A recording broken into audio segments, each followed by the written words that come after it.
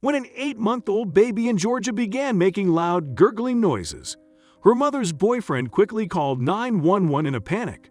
Unfortunately, the baby died, but not before accidentally exposing her mom and her boyfriend's sick secret.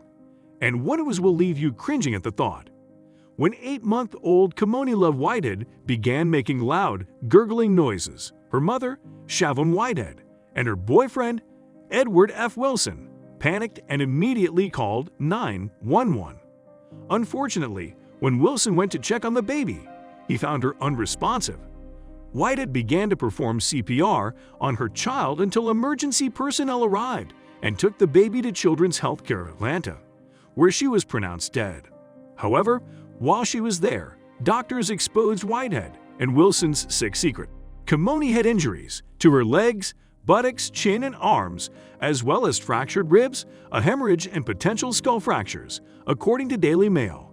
Come to find out, the baby had been making gurgling noises because her sick mother and boyfriend had been beating her with a belt, which ultimately took her young life.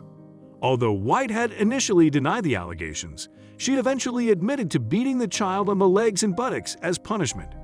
Anyone who has seen an 8-month-old child knows that a baby that age has no way of comprehending whether what they do is right or wrong, much less understand punishment of any kind, especially being beaten with a belt until they succumb to their fatal injuries. I want her to be able to do things like any other parent would. Kamonie's grieving father, Demario McCoy, said, "You want to see your kid grow.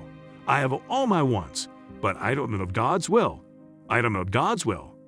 He has since asked people to pray for him during this difficult time and hopes he sees justice for his baby girl.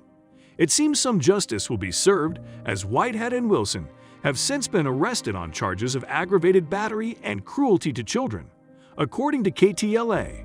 Depending on the results of the autopsy, their charges could be upgraded, although Whitehead and Wilson may never get what they deserve for murdering an innocent baby. Knowing that they are going to jail for their crime provides some justice. There is no reason for anyone to harm a child, much less beat them to death with a belt. The only comfort anyone can have is knowing that a child has gone to heaven, and they are now safe in the arms of God.